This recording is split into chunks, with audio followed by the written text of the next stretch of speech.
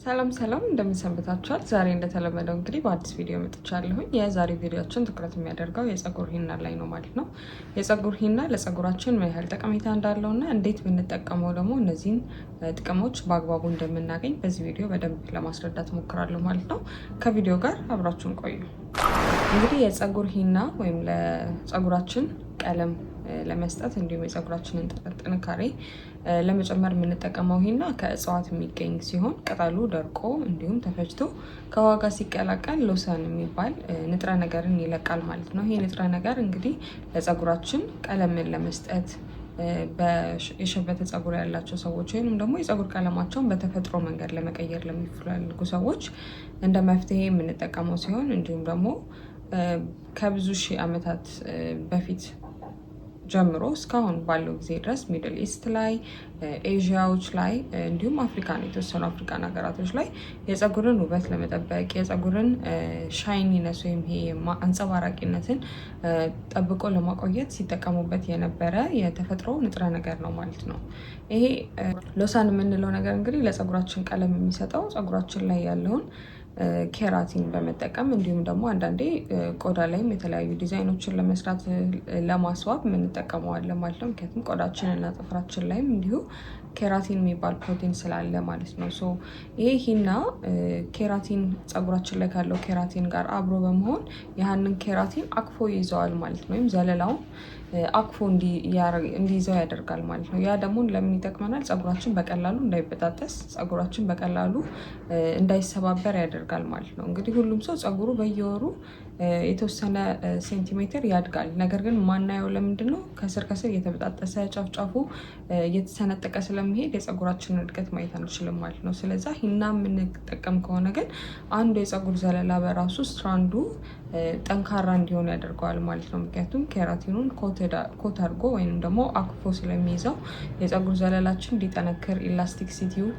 እንዲጨምር በማድረግ መበጣጠስን እና መሰባበርን ይቀንሳል። እንዲሁም ጫፉ ላይ የመሰንጠቅ ነገር እንዳይኖር ያደርጋል ማለት ነው። ያ ደግሞ ለፀጉራችን እድገት አሪፍ ነው ማለት ነው። ከዛ ባለፈ ደግሞ የፀጉር ሻይኒነስ ወይም ደግሞ የፀጉር ማንጸባረቅ፣ ፀጉራችሁ ሂና ከተቀባችሁት በኋላ ስፔሻሊ በአግባቡ ከተጠቀማችሁ ሂናውን ፀጉራችሁ ስትጨርሱ በጣም አንጸባራቂና ውብ እንዲሆን ያደርጋል ማለት ነው። ይህም እንደዚሁ ሂና በተፈጥሮ ፀጉራችንን እንዲያምር ውበት እንዲኖረው ፀጉራችን ከነበረው ብዛት ጎልቶ እንዲታይ፣ ምክንያቱም እያንዳንዱ ዘለላ ወፍራም ስለሚሆን ፀጉራችን የፋፋ እንዲሆን እና ጠንካራ እንዲሆን ያደርግልናል ማለት ነው። ግን ሂና እንደዚህ የተፈጥሮ ቀለም ቢሆንም ወይንም ደግሞ በተፈጥሮ ፀጉራችንን ለማስዋብ የምንጠቀመው ነገር ቢሆንም ፀጉራችንን የማድረቅ ነገር ስላለው ስንጠቀም እንዴት መጠቀም እንዳለብን ማወቅ አለብን ማለት ነው። አንደኛ በጣም ቶሎ የምትጠቀሙ ከሆነ ሂና ፀጉራችሁ ሊደርቅ ይችላል ማለት ነው። ምክንያቱም ፀጉር የማድረቅ ባህሪ ስላለው ማለት ነው። እንዴት ነው ሂናን መጠቀም ያለባችሁ? ሂናውን ከሻይ ወይንም ደግሞ ከውሃ ጋር ከቀላቀላችሁት በኋላ እርጎ፣ ኦሊቭ ኦይል ወይንም ደግሞ የወይራ ዘይት የምንለውን ነገር ትንሽ እያደርጋችሁ ፀጉራችሁ በተለይ ደግሞ ይሄ ፎሮፎር የሚያስቸግራችሁ ከሆነ ዳንድራፍ ያለበት ከሆነ ደግሞ እሱንም አብሮ ለመቀነስና ለማጥፋት፣ ምክንያቱም ሂና አንቲ ማይክሮቢያል ፕሮፐርቲ ያለው እንዲሁም ደግሞ ኦሊቬራ ወይም ደግሞ ሬት የምንለው ነገር አንቲ ማይክሮቢያል ፕሮፐርቲ ያለው። ስለዚህ ከሂናችሁ ጋር የኦሊቬራ ጄሉን አድርጋችሁ የወይራ ዘይት የተወሰነ አድርጋችሁ እርጎ አድርጋችሁ አንድ ላይ ስትጠቀሙት የፀጉራችሁን ጥንካሬ ተጠብቃላችሁ። ፀጉራችሁ እንዳይበጣጠስ ያደርጋል። ማግኘት የምትፈልጉትን ቀለም ማግኘት ትችላላችሁ። እንዲሁም ፀጉራችሁ ስትታጠቡት በጣም ያማረ ዘለላው ደስ የሚል አንጸባራቂ የሆነ ፀጉር ይኖራችኋል። አይደርቅም ፀጉራችሁ ማለት ነው። ስለዚህ ሁልጊዜም ከእርጎና ከወይራ ዘይት ጋር ወይንም ደግሞ ፎርፎር ለሚያስቸግራችሁ ሰዎች ኦሊቬራ ወይንም ደግሞ ሬት የምንለውን ነገር አንድ ላይ አድርጋችሁ መጠቀም ትችላላችሁ ማለት ነው። ዳንድራፍ እንዳይከሰት ወይንም ይሄ የፀጉር ፎሮፎሮች እንዳይከሰቱና ለመቀነስ ይረዳናል ማለት ነው። ከዛ ባለፈ ደግሞ አለርጂ በጣም ሴንሲቲቭ የሆነ ቆዳ ከሆነ ያላችሁ አለርጂ የሚያስቸግራችሁ አይነት ከሆነ ጥቁሩን ሂና ከመጠቀም ይልቅ ምክንያቱም ጥቁሩ ሂና ላይ ሞር ለአለርጂ ፖን የሚያደርጉን ነገሮች ስላሉ ብራውን የምንለውን ወይም ደግሞ ሌሎች አይነት ከለሮችን የያዙ ሂናዎችን መጠቀም ትችላላችሁ ማለት ነው። ሂና ስትገዙ በተቻላችሁ መጠን ኦርጋኒክ የሆነውን ሂና ለመግዛት ሞክሩ ማለት ነው። ኦርጋኒኩ ብዙም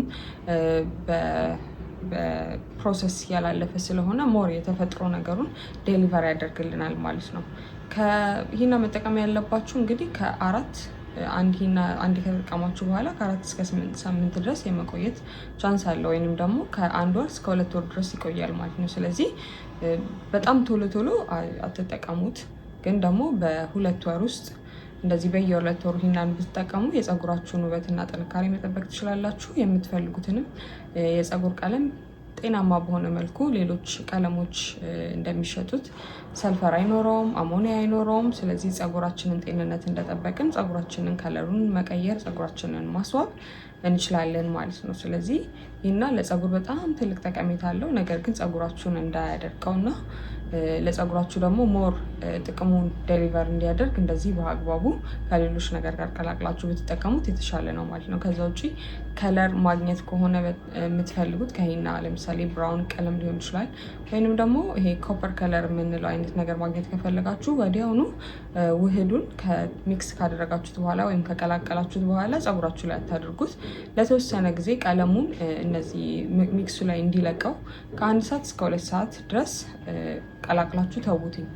በደንብ ስትቀቡት በስትክክል ቀለሙን ፀጉራችሁ ላይ ለማየት ይረዳችኋል፣ እንደዛ ማድረጋችሁ ማለት ነው። ከዛ በኋላ እንግዲህ እያንዳንዱ የሚሸጥ ሂና ላይ ካርቶኑ ላይ ምን ያህል ሰዓት ፀጉራችሁ ላይ ማቆየት እንደምትችሉ ይጽፋሉ። ስለዚህ በዛ መሰረት ቀላቅላችሁ የተወሰነ ሰዓት ካቆያችሁት በኋላ ፀጉራችሁ ላይ ደግሞ በካርቶኑ ላይ ባለው ትዕዛዝ መሰረት 30 ደቂቃ ሊሆን ይችላል፣ ከ1 እስከ 2 ሰዓት ሊሆን ይችላል። ፀጉራችሁ ላይ አድርጋችሁ ፀጉራችሁን በደንብ መታጠብ አለባችሁ፣ ሙሉ ለሙሉ የቀረውን ሂና ለማስወገድ ማለት ነው። በዛ መሰረት ሂናውን ከተጠቀማችሁ ፀጉራችሁ ዘለላው የወፈረ ጠንካራ ውበት ያለው ጤናማ የሆነ ፀጉርን ማግኘት ትችላላችሁ ከሂና በተፈጥሮ መንገድ ማለት ነው። ስለዚህ ሂናን በዚህ መልኩ ተጠቀሙ። ሌላው እንግዲህ ማወቅ ያለባችሁ ነገር አንድ ሰው አንዴ ሂና ከተቀባ የትኛውንም አይነት ቀለም ይሁን ጥቁርም ይሁን ብራውንም ይሁን የትኛውንም አይነት ሂና ከተቀባችሁ ከዛ በኋላ ፀጉራችሁን ቀለም መቀባት ብትፈልጉ ፀጉራችሁ ቀለሙን አይዘውም ማለት ነው። ስለዚህ ወደፊት ቀለም የመቀባት ፍላጎት ያላችሁ ሰዎች ካላችሁ ሂናውን ባትጠቀሙት ይመከራል ማለት ነው። ምክንያቱም ፀጉራችሁ ቀለም መያዝ አይችልም ማለት ነው። ወይንም ደግሞ ልታገኙት የምትፈልጉትን አይነት ቀለም ይሄ የተፈጥሮ የምንላቸው አይነት ቀለሞች ከሆኑ ጥቁር፣ ብራውን፣ ኮፐር እንደዚህ አይነት ከለር ከሆነ ሂናውን ተጠቅማችሁ ማግኘት ስለምትችሉ የሚሸጡ ቀለሞች በብዛት በውስጣቸው አሞኒያ ይይዛሉ ማለት ነው፣ ሰልፈር አላቸው። ስለዚህ ይሄ ደግሞ ለፀጉራችን በጣም ጥሩ አይደለም፣ መጥፎ ነው ማለት ነው። ስለዚህ በተፈጥሮ እንዲህ በሂና በመቀባት ቀለሞችን ማግኘት ትችላላችሁ ማለት ነው። ሌላው እስቲ በብዛት ሂና የምትጠቀሙ ሰዎች በተለይ ደግሞ ለሽበት ብላችሁ የምትጠቀሙ ሰዎች ፀጉራችሁ ላይ ምን አይነት ለውጥ ነው ያያችሁት? ፀጉራችሁ የሚደርቅባችሁ አይነት ነገር ከሆነ ምክንያቱም ሂና እንዳልኳችሁ በጣም ብዙ ጥቅም አለው በስትክክል ከተጠቀምነው። ስለዚህ አሁን በነገርኳችሁ መሰረት ከእርጎ ጋር እያደረጋችሁ ከወይራ ዘይት ጋር እንዲሁም ደግሞ ፎሮፎር ለሚያስቸግራችሁ ሰዎች ደግሞ ከሬት ጋር አንድ ላይ ቀላቅላችሁ ተጠቅማችሁ የምታዩትን ለውጥ ኮሜንት ሴክሽኑ ላይ አስቀምጡልኝ ማለት ነው። ከዛ በኋላ በጥያቄያችሁ መሰረት ደግሞ እኔም ለመመለስ እሞክራለሁ። የተለያየ ሌሎች ጥያቄዎች ካሏችሁ እንደተለመደው ኮሜንት ሴክሽኑ ላይ አስቀምጡልኝ፣ ለመመለስ እሞክራለሁኝ ማለት ነው። እስከ ሳምንት ድረስ ባይ።